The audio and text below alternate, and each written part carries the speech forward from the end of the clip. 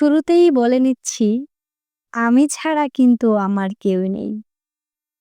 অনেক চেনা মুখ ছিল, অনেক পরিচিত নাম ছিল ফোন বুকে। কিন্তু প্রয়োজনের সময় কেমন যেন সবাইকে আমি ব্যস্ত হয়ে যেতে দেখেছি। ভালো লাগা, খারাপ লাগা, আবেগ, অভিমান সবকিছুতেই একা আমি। চাইলেও কারো কাঁধে মাথা রাখতে পারি না আমি। কেউ এসে আমাকে বলে না, চিন্তা করো না। কিসের চিন্তা? আমি তো আছি। এভাবে একদিন বুঝে ফেললাম, এই আমি ছাড়া আমার আসলে কেউ নেই। নিজের ভেতরেই নিজের আশ্রয় খুঁজে নিতে হয়। নিজেকেই নিজের সাহস দিতে হয়।